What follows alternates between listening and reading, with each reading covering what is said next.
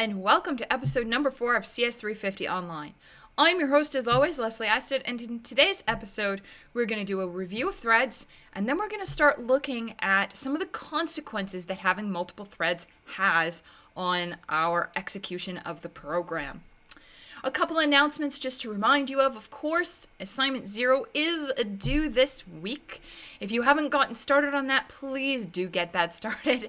And if you're still trying to figure out where you're going to run this code, my recommendation to you would be to run it on the school servers, because trying to get OS 161 to compile and run on Catalina or Big Sur or Windows or even a Linux-based OS is going to be brutal, and you don't have time for that. So save yourself some time and effort and get that working on the school server first. The other announcement that I wanted to make is that assignment 1 is available, and we have given you a sample main file that's going to generate a random library of articles and then call your function. You can write your own test bed. And in fact, we recommend you write your own test bed for the code because we may be using a slightly not random test bed to make sure that you are getting the answers that we expect out of it. And have fun with assignment 1. It's meant to be an opportunity for you to learn about P threads and actual threading libraries in, the real world. All right, so on to our OS of the day. Now, today is one of the really cool ones, in my opinion. Okay, maybe I think they're all really cool. But today I want to talk about MCP, or Master Control Program, which MCP is actually one of the terms that people used to use for operating systems long time ago, but it was deemed too harsh a term. This operating system was developed by Burroughs, which has exchanged hands a number of times and is more recently known as Unisys ClearPath MCP. Oh, we are not good at naming things. So this OS was released in 1961, and it ran on the Burroughs small, medium, and large systems. There's a picture of one down below. Now, if you're wondering why did they call them small, medium, and large, actually the reason is pretty simple. It was a reference to things like how much memory was offered and how much compute power and so on, because small amount of memory, small amount of space, things like that. Now, MCP was the first OS to do a lot of really interesting things. For example, it's the first operating system that was written entirely in a high-level language. So I believe it was written in SPAL, which is the Burroughs variation / extension to the ALGOL programming language, which, if you're really bored this term, I suppose you could learn.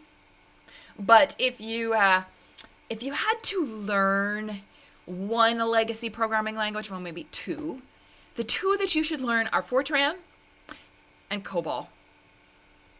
And you'd be surprised at how employable you are with those two languages. I only have one of them, by the way. I do not know COBOL, and I wish I did. All right, so another feature that MCP had was that it supported multiple processors. So while it didn't support initially any kind of multitasking, like a true concurrency, it did actually have the ability to have multiple processors and different jobs running on each of those processors. So that's a pretty cool feature. And it was the first commercial operating system to implement virtual memory, which is something that we'll talk about in a few weeks. There are a number of other awesome features that MCP offered through the years, from everything like a journaled file system, which is a very modern idea. You've got high-level job control. You've got ports, all kinds of wonderful things. But one of the really curious things about MCP was, in order to run MCP, you had to actually buy one of these Burroughs systems, which means you had to shell out a lot of money in the early 60s.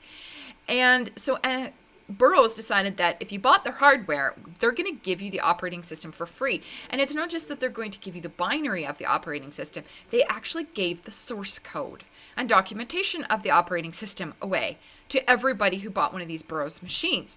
So all of the different Burroughs users were actually going through the code, and they found bugs and things to improve, and they started submitting patches to the operating system. So it's kind of the origins of this, open source community where people they have access to the code, they see a problem, and they're going to fix it and share the patch with everybody. And this wasn't generally open source code, but amongst other Burroughs users it was. So that's kind of a neat feature. All right. So I want to talk about review then. And obviously MCP is not review. So let's go over to review. We have been talking about lovely, lovely threads. And in particular, we've been talking about context switches. Now, remember that a context switch is going to be what happens when one thread is running and now another thread is going to run. So the context switch is what we have to do to make it so the original thread pauses its execution and saves its state, and then loads the context of a new thread from its saved state, and the new thread continues running. So that's what happens in a context switch. There's some other things that happen in context switches as well. So you're looking at things like we need to choose the next thread to run. So we'll run the scheduler to decide which of the other threads may run. And something else to keep in mind is that on a context switch, just because maybe you called yield, that doesn't mean that you're going to stop running after. You may actually end up continuing to run. And if you want to guarantee you don't run on the context switch, then what you want to do is be blocking, because you're obviously waiting for something. So then the 4 different ways that you can actually have a context switch.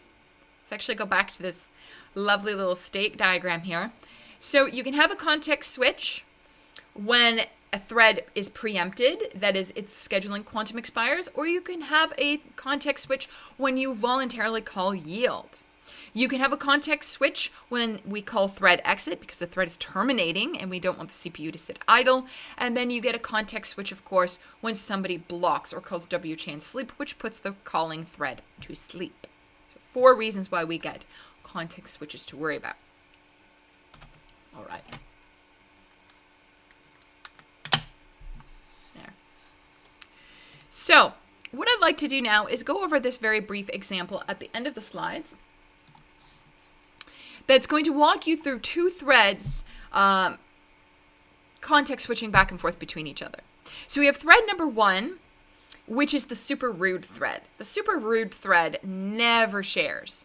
So it's just going to compute. It doesn't block. It doesn't yield. And then we have the super friendly thread, which is number 2. And number 2 calls thread yield voluntarily. So it's always giving up the CPU. So in this current initial slide, what you can see is that thread 1 is running and thread 2 is paused. So it's ready. And when you look at the stacks here, because thread 1 is running, you just see the program stack frames. You don't see any of this stuff about switch frame and thread yield.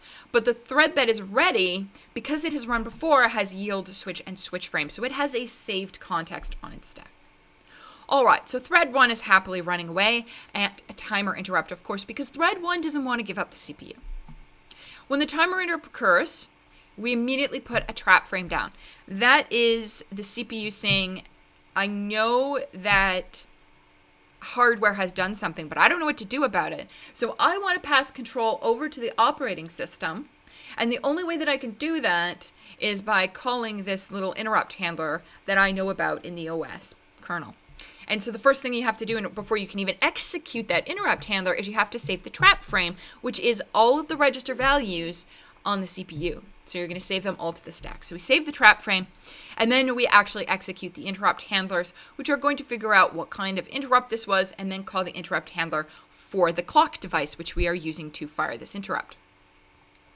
And when we get to later parts of the course, this little cyan segment here is actually going to be filled in great detail. So for now, in this course, you can leave it very blank, but later you won't be able to.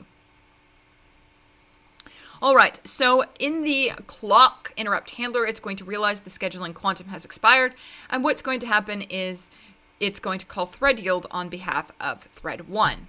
Thread yield calls thread switch, and then thread switch calls switch frame. Now this is where things get very interesting, because if you remember the code for switch frame, the first half of switch frame is saving the callee save registers, and the second half of switch frame is loading the callee save registers for the new thread.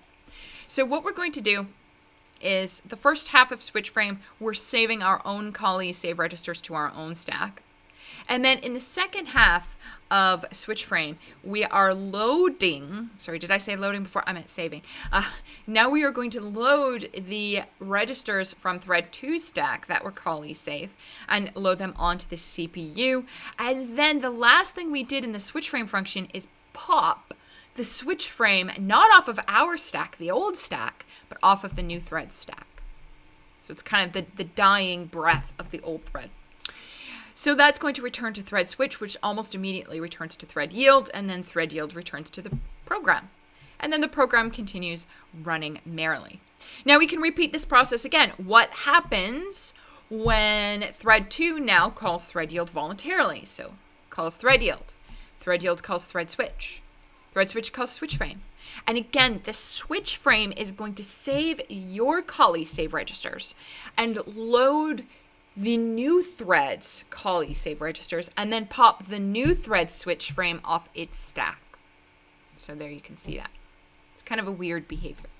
Then that's going to return to thread switch, which returns to thread yield. That returns to the interrupt handlers. However many functions you might have in here, they're just going to pop off and return. Now we're at the trap frame. That's the last thing on our stack. And now we are going to restore the complete context of the original running thread to the CPU so that thread 1 can continue execution normally. So there we go. So thread 1 is running its original program again. So hopefully this little stack example here, and I know we went through it very quickly, and my recommendation to you is to actually go through this in great detail and try to memorize these patterns, because we often ask questions like how many switch frames will be on this stack? Or is it possible to have 2 Mips traps back to back? Is it possible to have 2 trap frames back to back? We'll ask a lot of questions. We might even ask you to just draw the stack. So do go over this in great detail. But hopefully this has really shown you how context switches work. And not just that, but how it's really important that you don't have them happening too often, because a lot of work actually happens. So if your preemption is on a really short scheduling quantum, then you need to make sure that your context switch code is actually really, really fast. And maybe consider increasing your scheduling quantum. So hopefully this shows you a little bit more about that, the selection of that. All right. That's actually the end of the threads module, but what I want to do now is do the sample problem from the other day, and I'm going to try to turn my tablet on here. So I left you with a sample problem, and let's open that up. So for those of you sitting at home, this is 2 threads.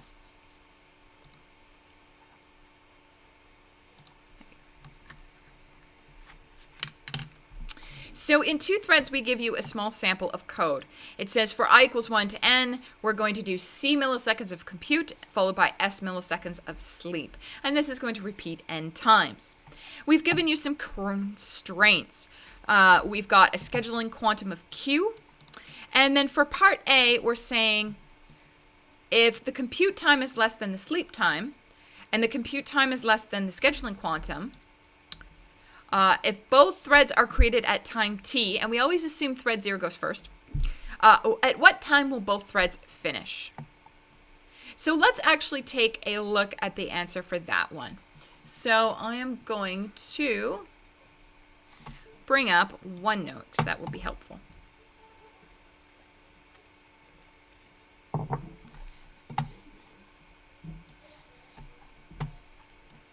So here we go. So OneNote, let's get a new page here.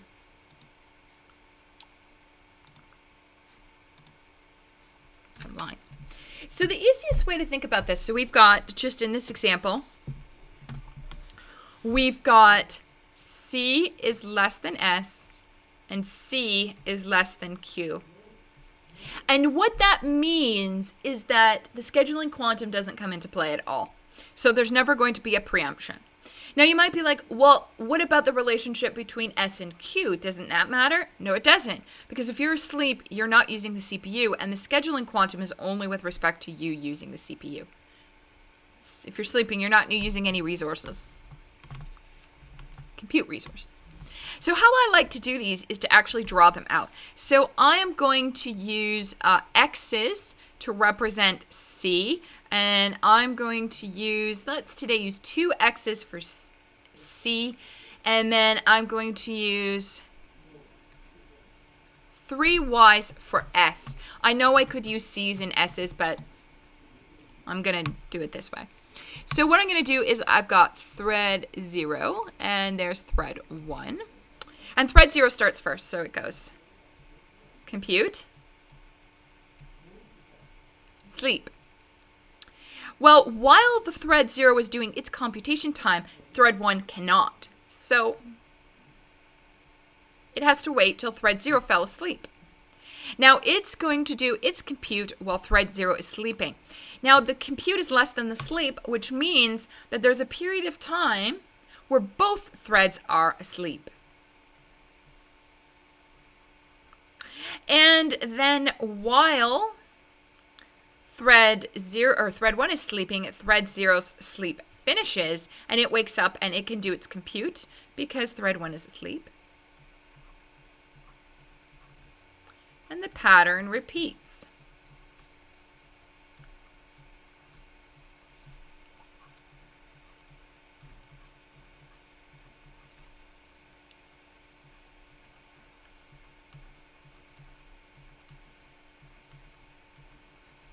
So now the question is, how long did this take to run? So now we're going to start looking for repeating patterns here.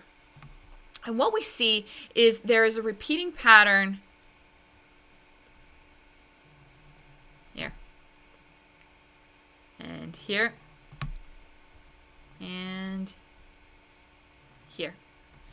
What you can see is that each of these blocks that I've set aside, for thread 0, it's just, each block is the compute and the sleep. So the length of this block is C plus S. And we know from the problem setup that each thread does the compute and the sleep time n times. So we have, so this is the first one, this is the second one, and this is the nth one for thread 0. So that's going to give us NC plus S. But the thing we haven't considered is this tail here. What does that contribute? Now, you might be like, well, it's sleeping. It doesn't matter. We don't need to count it. But you do need to count it. Just because it's asleep doesn't mean it's not still there. It is still there. So what's the length of that? Well, what is the length of the time it took before thread 1 started? And that is C. So the final part is plus C. So that's the answer you should get for part A.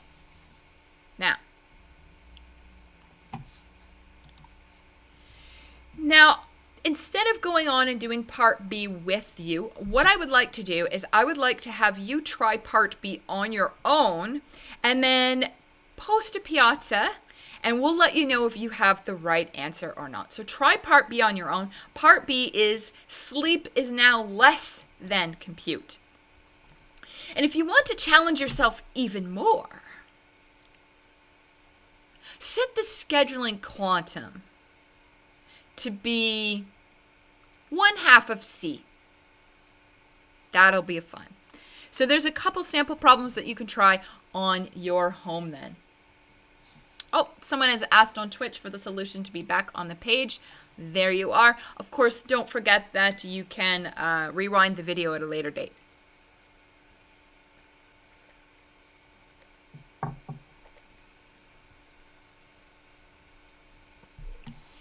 And for those of you, by the way, who don't want to use X's and Y's to do this, you can draw boxes. And if we were actually sitting down to write our questions on paper, like this is an old midterm problem, by the way, we actually consider this diagram to be showing your work. Drawings are definitely showing your work in this course. All right, so I'd like to move on then, now that we are done with threads.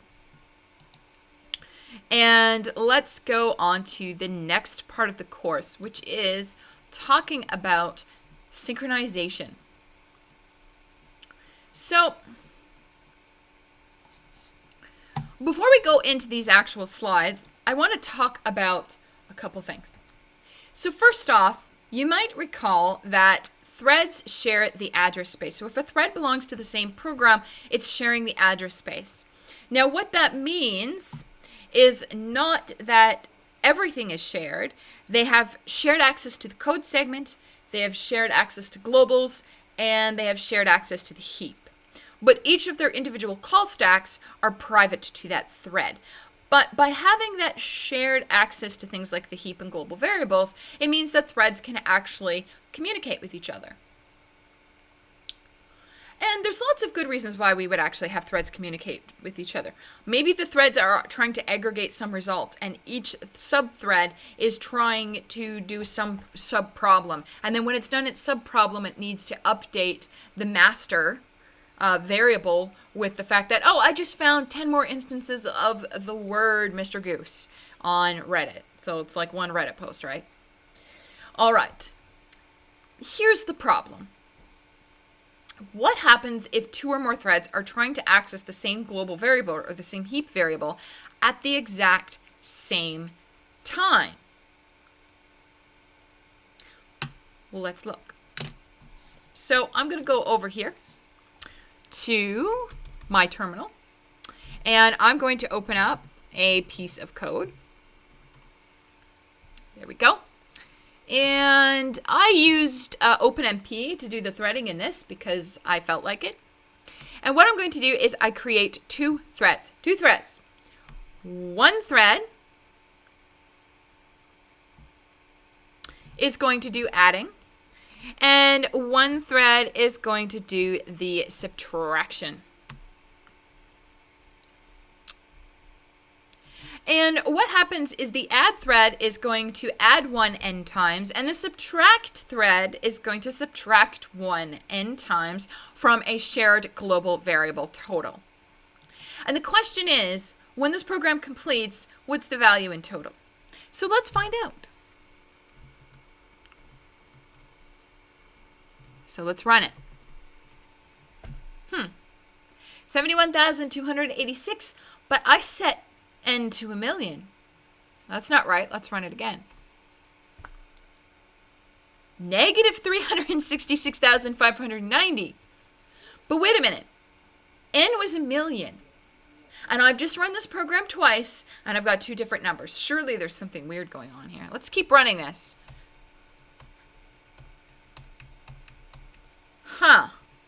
Well, that's real interesting. Each time I run this little snippet of code where I have two threads accessing a shared global variable, I'm getting a completely different answer. And in fact, you can actually work out that there is 2n plus 1 different answers. So the answers to this, that for total, could be anything from negative n all the way to positive n. So this is a very interesting thing that's going on. Why is this happening? This doesn't make sense. It does make sense. It's just that we haven't thought about how this code is actually being executed. So for those of you following along, this is the synchronization slides. They're available again on the course website. So we've already reviewed the fact that all threads are sharing access to global variables and the heap. We actually have a very special term for the region of code where threads are accessing those shared variables. And that is called a critical section. And it's because the behavior of the threads through a critical section, well, it's kind of important. So here's some code that's on, well, it's the same thing I just had in my notes. But, and I want you to ignore this volatile bit right here. Please ignore that. We will talk about what volatile means at a later date. You do not need to use or know this until assignment 2, okay? But we will get to it probably in a couple days, what it actually means. So we have the same code here otherwise. A shared global variable. We have a function add that's going to add 1 n times and a function sub that subtracts 1 n times. And as you've seen, each time we execute this code with one thread for add and one thread for sub, you get a different result. But why? This doesn't make sense. But it does make sense. The mistake that you're making is the fact that you assumed that something like total plus plus was a single assembly instruction. Remember that context switches can happen absolutely anywhere. You saw total plus plus probably and thought to yourself, a context switch can happen before and after, but not during. But that assumes that this operation here in C is atomic, and it's simply not. Atomic, by the way, means something that happens at once or is not interruptible. Or it is effectively not interruptible. So when we actually look at the assembly code for this, we see that add the plus plus operator is actually quite a few operations. First off, we have to load the address of the variable total into a register. We can do that before the for loop because the address of the variable total isn't going to change. And then we need to, inside the for loop, load the value in total into another register. Because you can't add directly to memory. You have to do it in a register. And then we add 1. And then we are going to store the updated value of total back in the register. And the similar thing is happening over here in sub, except we're subtracting 1 instead of adding 1. And here's the thing. The context switches can happen anywhere. So they can happen here. They can happen here. And they can happen here. Which means that we can be interrupted before we are done. So let's actually trace through a few examples of how the problem is going to arise. So in this case, thread 1 executes completely before thread 2. And in that case, there's no problem, actually. We didn't actually interrupt this. Okay. That's not interesting. But here the context switch happens, the interrupt happens in the middle. So we loaded the register or the address for total into register 8. We've loaded the value of total into register 9, so it contains 0. We added 1 to register 9, but we didn't get an opportunity to update total back in memory because we got the interrupt with the context switch. Thread 2 now runs in its entirety, and when it loads the value of total, it thinks the value of total is 0. Subtracts 1, writes -1 to total. Context switch back, and the original thread is going to then write its perceived value of total, which is 1, into memory. And so at the end of this order of execution, total has value of 1, and it's as if thread 2 never even ran. Oops.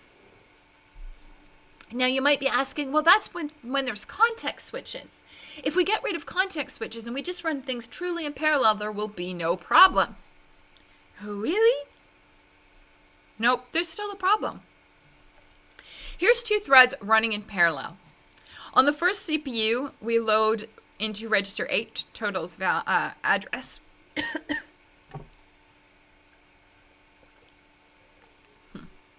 Excuse me.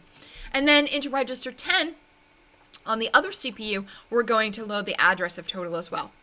At the same time, they both then load the value of total, which is 0. Thread 1 adds 1 to 0 to get register 9 as 1, and thread 2 is going to subtract 1 from what it thinks total to be, which means it now thinks it's -1. Now you'll note that when we are storing that they don't happen parallel, and that's because the memory controller does not support multiple writes at the same time. So those actually have to go serially. And in this case, thread 1's write happens before thread 2's write. So thread 2 ends up writing -1, making it so it's as if thread 1 never actually ran at all. But what's interesting here is these 2 threads aren't aware that they are using the same variable at the same time.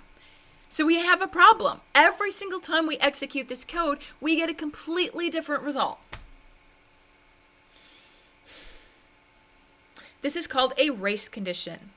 When the order of thread execution determines the output, you have a race condition. Race conditions can cause the output of your program to be wrong. So in the example of our little adding and subtracting, it could mean that we get a non-zero value. And every time we run it, we get a different one. Race conditions, there are 3 sources. One of them, the biggest one, is your fault. It's your fault for not realizing that you have multiple threads accessing the same shared variables at the same time. We're going to spend most of our time with synchronization discussing how you prevent this from happening, how you keep those shared variables safe from race conditions. The second and third reasons why we have race conditions we will address later. It's only like a 10-minute discussion, but we're not going to have it right now. So you've seen a race condition that presents itself as a incorrect output. Let's look at this code now. So that code before was boring. This code here is some linked list code. We are trying to remove the front of a linked list. Now imagine your linked list is stored in the heap, and imagine that there are multiple threads. The question is there a race condition in the list remove front? And there is. There absolutely is a race condition here. It may not be obvious to you though. So I would actually like to show you how the race condition presents itself in this list function. So I'm actually going to go back to OneNote here because I actually want to draw this out, and I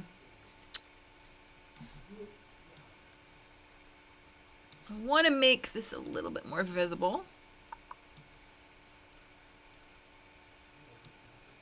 That's a little better. No backs, new pages. So for some reason, OneNote does not work properly on Mac. I mean, I want to say I'm surprised, but I'm not surprised. All right. So what we're going to do is we're going to have, oh, that's interesting. Now I'm having frame buffer issues. All right. So we're going to have 2 threads. We're going to have thread 0 over here. And we're going to have thread 1 over here. So I've got the code up there in the bottom corner. Hopefully you can still read that. And what's going to happen is I'm going to have a list. And this is going to be my list. Actually, we need a bit more space to do this. My list has an item. My item is 87. And my list has a first.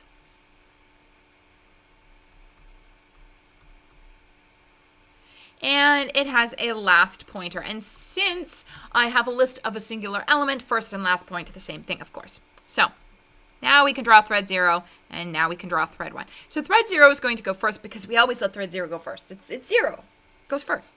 It's just the way it is. All right. So we're going to set element to be a pointer. So we've got element. We are going to assert that our list is not empty, which it's not, and I set element to be a pointer to the first element of the list. So element is going to point to this item at 87. And then what's going to happen is immediately after I set element equal to LP first,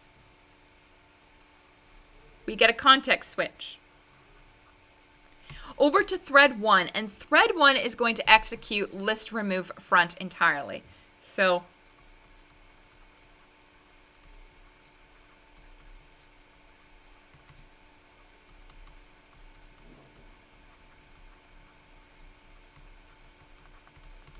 which means that it is going to set element to equal the first. Since first is equal to last, we are going to set them both to null. So let's do that right now. Let's set both of these to null.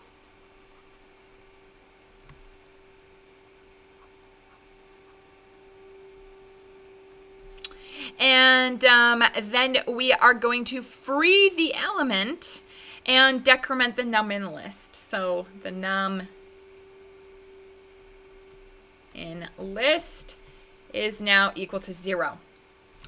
And then so we have now a list with first and last equal to null. Element is deleted.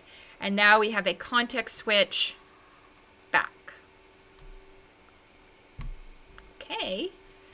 So the very next thing that we do is we set num equal to my list first item.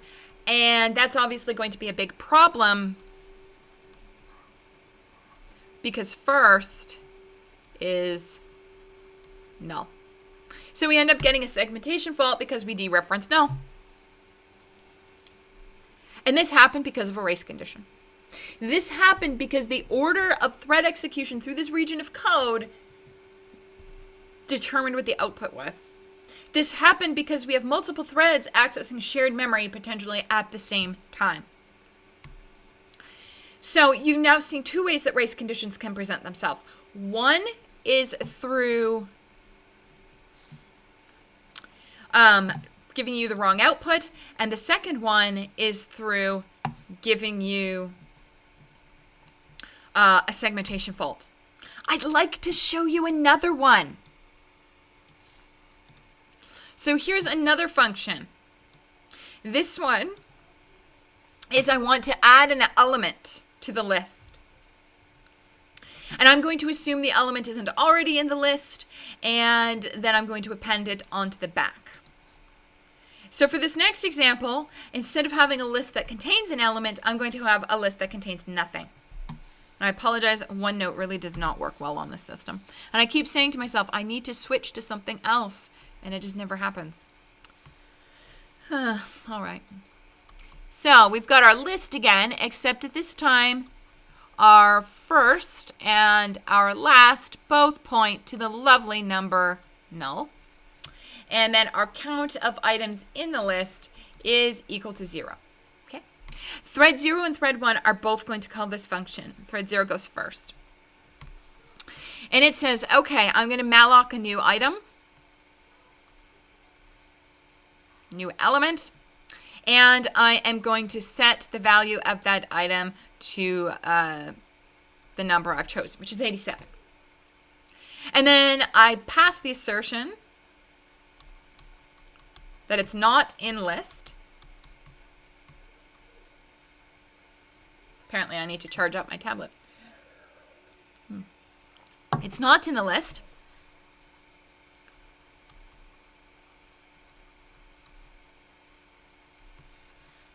And then I'm going to check, is empty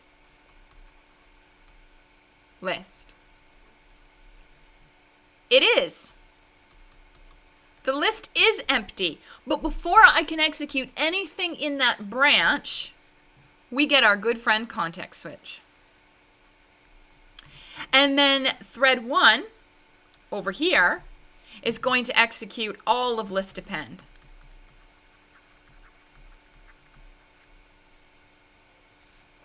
And so it's going to actually create a new item called 71. It's going to insert it there, set first and last to equal that item, and then thread 1 is also going to set the count to 1. And then immediately after thread 1 finishes its version of list append, we go back to thread 0, and it's going to continue off in the body of the isEmpty branch. So it's going to set first to element and last to its element. So first now points here, and last now points here. And then it's going to increment count. So we set first and last to 87 and increment count. Uh-oh. So technically speaking, The program's not going to crash probably, but my list is now completely garbage because it says there are 2 elements in it, but there's only 1. And 71, that element was lost. So what we just have here is a race condition that actually causes a memory leak. And if you had 1,000 threads running list append all at the same time, there is a chance that you would lose the memory for 999 of them. You'd have a list that says there's 1,000 elements, but only actually a link to 1. And the links to all of those other elements would be gone. They'd be totally gone. So race conditions can give you incorrect output. They can cause runtime errors like segmentation faults and bus errors. They can also cause you to have memory leaks. Race conditions are really bad. So what are we going to do to stop them? How do we prevent our code from having race conditions in it? And I know you're probably sitting there, well, we'd get the operating system or the compiler to go through my code and analyze it and fix the problem. Nope. Your compiler, generally speaking, doesn't always know that you're using multiple threads. So what we need to do is protect that critical section. I need to make sure that wherever a shared variable could be read and written at the same time, that only one thread has access during that period of time. So what I need to do is ensure mutual exclusion in critical sections. I need to make sure that only one thread can read or write a shared variable at any time. How do I enforce that mutual exclusion? Well, what you need is a locking door. I know none of you have been to the university campuses in almost a year now, and that seems very surreal. But refresh your memory. What was it like to be in the DC bathroom? And I know you all hate it. If you want privacy in a bathroom, you want privacy in the toilet, you get mutual exclusion on the toilet via a locked door. You show up to the bathroom, there's one stall, and if the door is open, it means that it's okay to go inside. So you go inside, you lock the door, and you do whatever it is you're going to do. When you're done, you open the door and you leave. And that's what we want to do for threads as well. Whenever we have a critical section, we want them to show up. If the door is open, they can enter. They lock the door when they enter, and when they leave, they open the door back up. And then in the case where you arrive and there's somebody in the washroom, that is, the door is locked, then what you need to do is wait. You need to have some mechanism to wait for that critical section to become available to you. And so we have here a very basic implementation of this lock in C.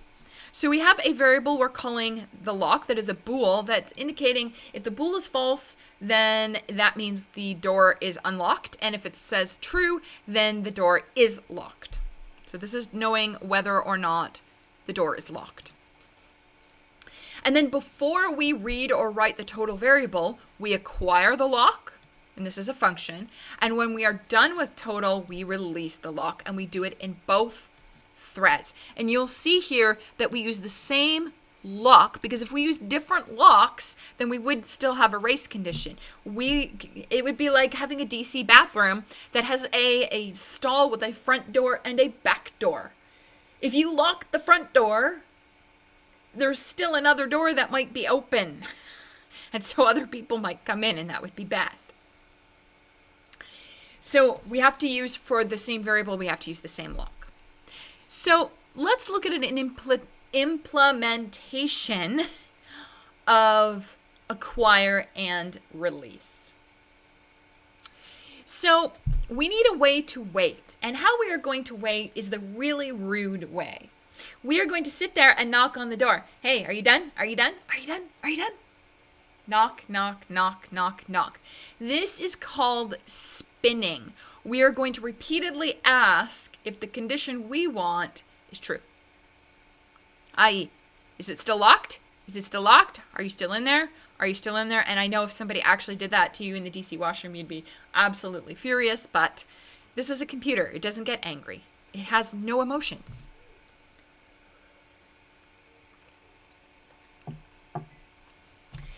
Once we stop spinning, we would stop spinning because the lock has become false. That means it's available, and then we are going to take the lock by setting it to true. Release is very simple. We just set the lock to false. So the question is, does this work? Does it work? Nope, it doesn't work. It does not work at all, because this in itself has a race condition. Let me tell you how the race condition shows up. Let's suppose that the lock is available and two threads are trying to acquire it at the same time. So what's going to happen is you show up to the washroom, you see that it's open, so you walk inside, but before you lock the door, so you've checked that the lock is available, you walk into the stall, but before you are able to take the lock, i.e. lock the door behind you, you fall asleep. Or somebody texts you and you're like, oh my gosh, do I have a match on Aphrodite? So you get distracted before you actually shut the door and lock it. And at that point, the second person comes along.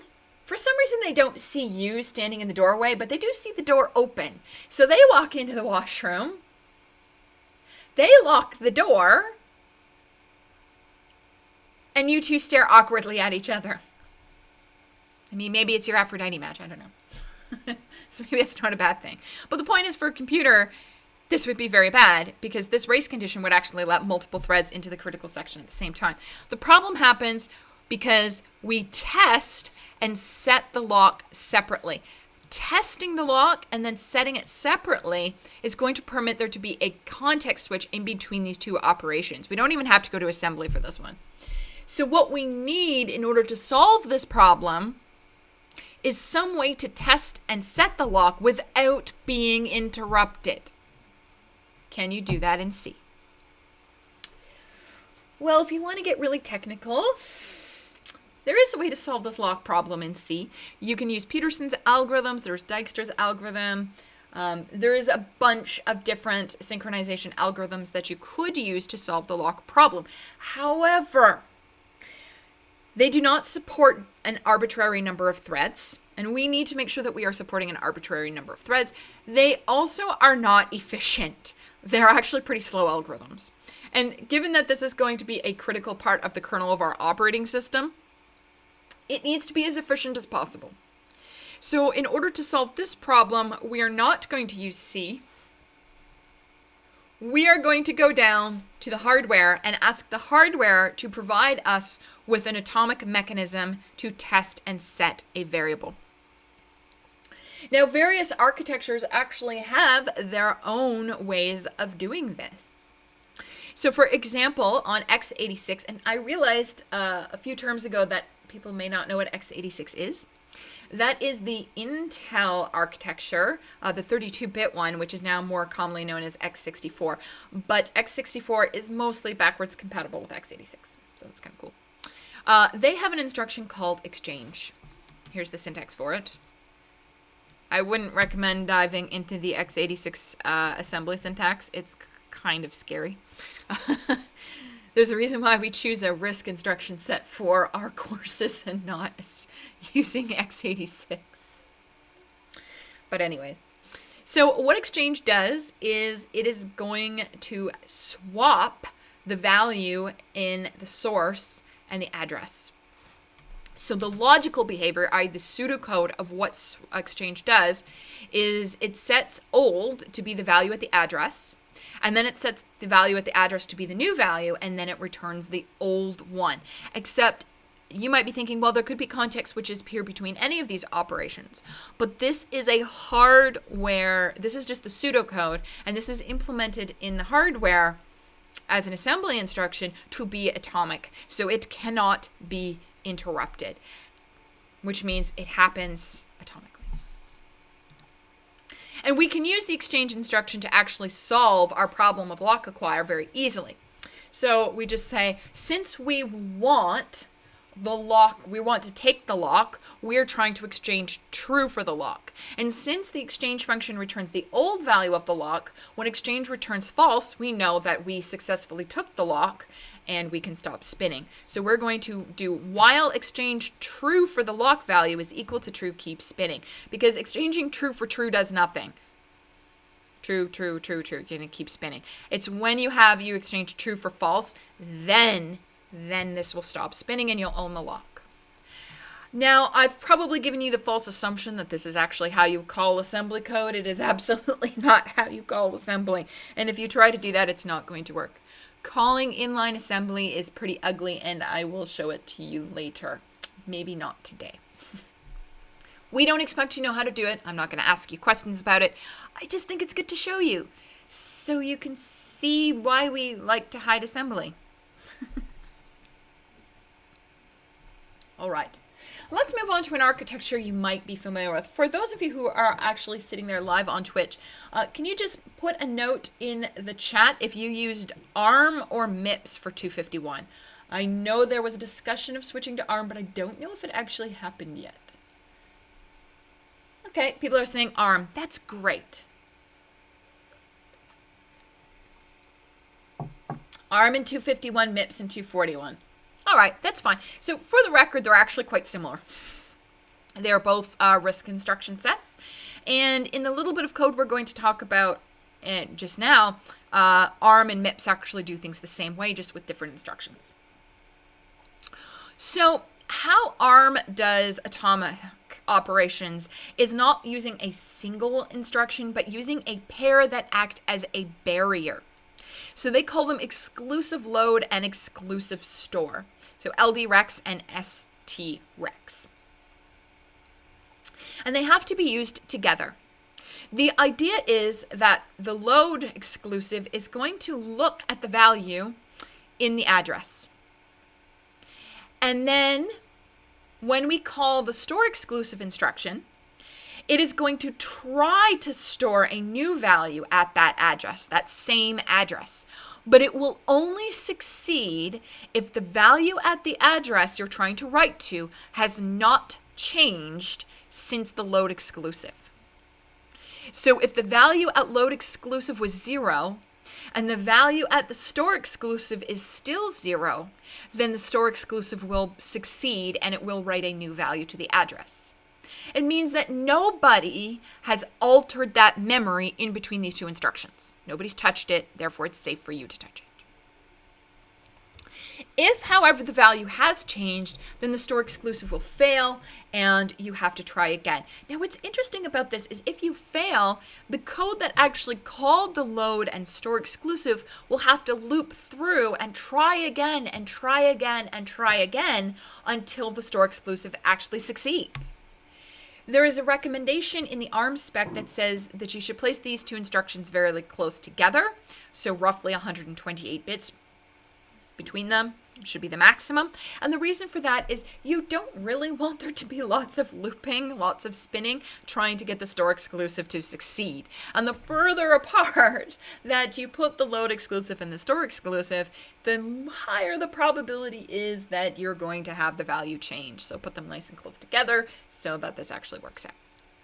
Now, some people say, does this just work on Booleans? And the thing I want to tell you is registers aren't Boolean. Registers are 32 or 64 bits. They store integers. So even though we always discuss these things in the context of LOXT, keep in mind that the registers can actually just store any integers and that these operations work with integers, not Booleans.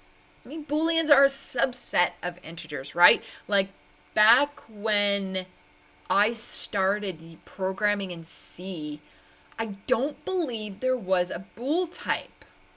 And so you use, certainly what you can use the words true and false. And I don't remember if there was actually a bool type or not. But you use just 0 and 1. You can just use 0 and 1 to represent Booleans. So then to use the ARM's load and store exclusive to actually fix our lock problem, we actually need a little helper function. I hate using that word. I'm accustomed to using it because I occasionally teach the first year courses, but if you call something a helper function in industry, people are going to be like, what are you talking about? Because it's not a common term. Unless, of course, you go to a company full of Waterloo grads. All right, so we have this function here called arm test and set. And what arm test and set is going to do is it is actually going to be responsible for handling the load and store exclusive. So what we're going to do is we are going to, and again, this is pseudocode, not really how you would call assembly. So we're going to get the value at the address using the load exclusive instruction. We'll store that in temp. Then we're going to try to change the value at the address using the store exclusive, and we're going to get result. Result is going to be success or fail. If the result is a success, we return not true or false, we return temp. So that is whatever the lock used to be, not true. We're going to return whatever the lock used to be. And then if we didn't succeed, we return true. And how this is used in the acquire function is while arm test and set, we want to set the lock to true. So we want to take the lock. While arm test and set returns true, that means we didn't succeed at changing the value of the lock. We're going to keep spinning. Now, you might be like, then why in arm test and set don't we return false when we successfully change the value of the lock? Because it doesn't actually tell you what the value is in store exclusive. Store exclusive doesn't say, oh, the lock was available, therefore success. No, store exclusive doesn't care what the value is in the register. It's just asking, did it change? And since the registers are integers, not booleans, if it changed, it could have gone from 1 to -1. It could have gone from 1 to 3,000. So you can succeed to change the value of the lock from true to true. That would be successful. You can also succeed and have the lock go from true to false or false to true. So this store exclusive instruction returns success so long as the value of the lock did not change between the load exclusive and itself. So we return temp because if the lock used to be false, that is available, and we succeeded to take the lock, then returning false will stop the loop.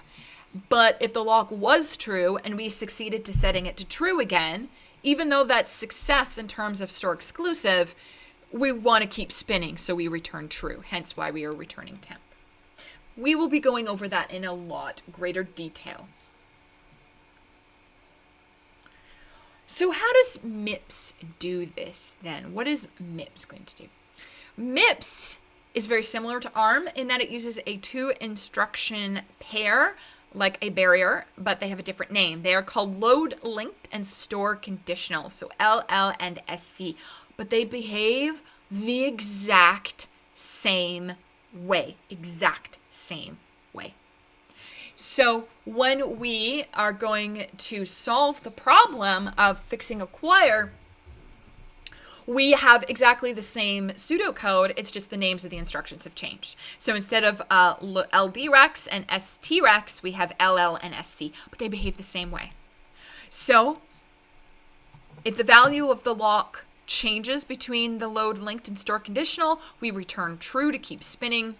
If, however, it didn't change and store conditional succeeded, then we return the old value of the lock so that if the lock was available, we stop spinning, and if it wasn't available, we keep spinning. And we have kind of a little truthy table down here at the bottom that will show you all of the different, so this is the initial lock value, this is the lock value at the LL, this is the lock value at the SC, after the store conditional, and after the store conditional returns, and what ends up happening. The only way that you get the lock is if the lock value was false, it's false at the load linked, it's still false at the store conditional, so the store conditional succeeds in setting the lock to true. That's the only way that you can get the lock. It's pretty neat, eh? It is a little bit confusing. And in our next episode, I'm actually going to show you a couple different ways to think about this. I don't want to show them to you today because I want you to have some time to stew over how these barrier pairs are working. I want that to be occupying some space in your brain rent-free or something. All right. So, we've still got a few minutes. What I would like to talk about then is spin locks. So, the most basic lock that a kernel has is called a spin lock. And the spin lock is usually used to wrap the assembly. And it's called a spin lock because how it actually waits for the lock to become available is to sit there and actively knock on the door. Hey, are you there? Are you there? Are you there? Are you there? Are you there? Until you say, okay, it's available now. Spin locks have already been implemented for you in OS 161 because otherwise the kernel wouldn't work. They're very, very important. And they're actually implemented quite simply. So if you look at the spin lock structure in OS 161, you'll see it contains two things. It contains the lock data and then an owner. And the owner or the holder is whatever CPU owns that particular spin lock. Now, when you think of ownership, we often think of threads owning a lock, not a CPU owning a lock. And I will get to that in a minute after I show you kind of the API. So we have an init function to create it, and then we have spin lock acquire and spin lock release to acquire and release the lock. Now the implementation of the spin lock data test and set, here is the actual implementation, not the pseudocode this time. And this is how we actually do the inline assembly for LL and SC. And as you can see here, it's really ugly. So what we are doing here is this line here is setting our parameters and our return values. And here we are doing the load linked instruction. Here we are doing the store conditional instruction. And then after this assembly code runs, Y is either going to contain success or fail. And success is 0 and fail is 1. So if Y contains a 0, sorry, I have that backwards. Because elsewhere in the code, they flip the meaning of success and fail. Fail is 0 here and success is 1. So if Y contains fail or 0, we return 1 so that we will keep spinning. Otherwise, we return X, which is the old value of the lock that we extracted in this line right here of assembly. So if the value of X was false, then we would stop spinning and we'd own the lock.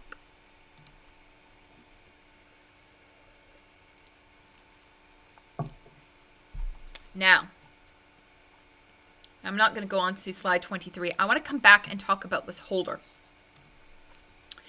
Here's the thing about a spin lock. So, let's actually open up OneNote here. Let's make it nice and big. And then maybe get a new page. Of course, it left doodles behind. It always leaves doodles behind. Love to know what that bug is. You can't erase the doodles either, but let's reboot it. There we go. Okay. So let's suppose you have a block of code that's protected by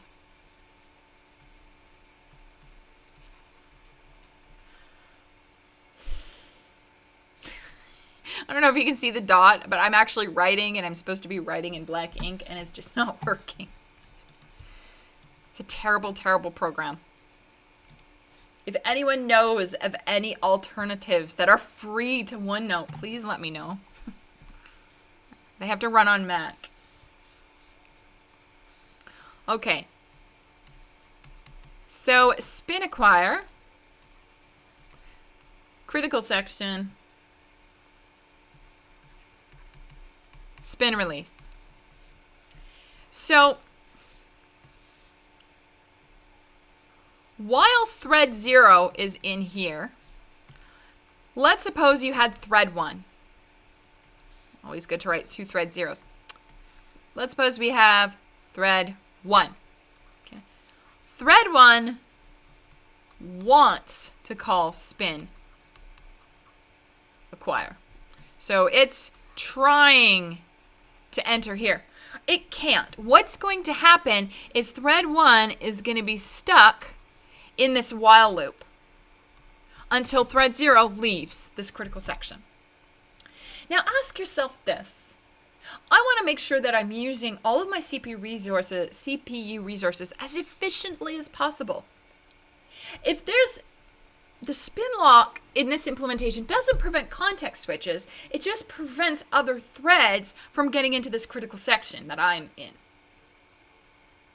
So I can still have a context switch, and thread 1 can run, and thread 1 might spend its entire scheduling quantum spinning, asking if the lock is available. Yeah, I don't want to do that. That is such a waste. Such a waste of CPU time to just be sitting there repeatedly asking, hey, is the lock available? Is it available now? Is it available now?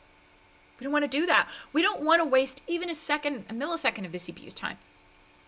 So to reduce spinning, one of the things that we do it's a common implementation of a spin lock, is, of course, we're going to disable interrupts. What that means is for the CPU that is executing the code in the critical section, i.e. the CPU that owns the spin lock, preemption and all interrupts are disabled, which means there's no context switches on that CPU. And in a single CPU system, with interrupts disabled, that means no other thread could try to acquire the spin lock while you own it, because interrupts are disabled, so no one can get control away from you until you release the spin lock.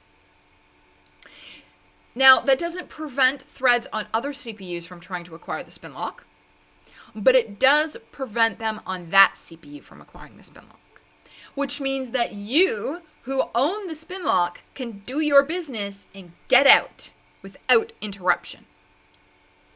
So because spin locks, because they are a busy wait mechanism, we don't want to use them for much. We only want to use them for the most basic and simple tasks. So for example, if we needed to have a mutual exclusion on incrementing the total, spin lock is great for that. But if we had some big recursive logic or the code to the linked list, that's a bit more complicated and there might be other functions being called in there. Spin lock's not appropriate because the length of time of the amount of waiting that might have happened on other CPUs is too high. So we try to use spin locks for very, very small things so that disabling the interrupts isn't a big deal for too long. So generally speaking, we consider spin locks to be owned by a CPU because by disabling interrupts on that CPU, you effectively own it because no one else can run on it but you. All right, I'm going to leave that here for today. And in our next episode, we will review load, link, and store conditional from a couple other perspectives. And then we are going to look at proper locks, which you will be implementing on assignment 2 now, not assignment 1. So we'll see you next week on Tuesday.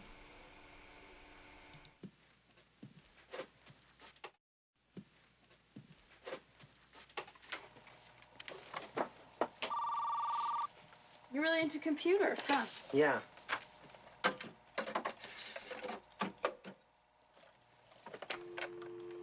What are you doing? Dialing into the school's computer.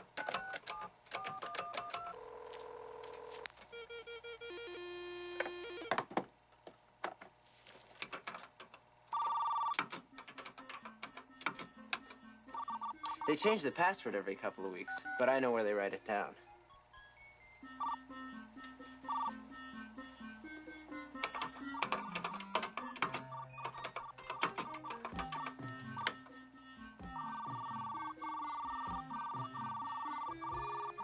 Are those your grades? Yep. I don't think that I deserved an F. Do you? You can't do that. Already done. Do you have a middle initial? K, Catherine.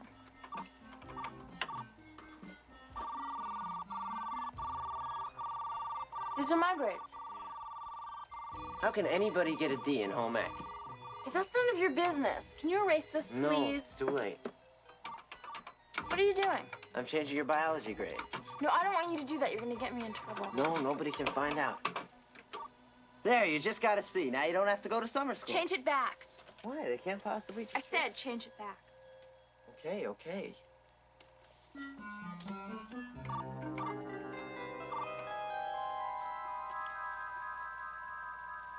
I guess I better get going.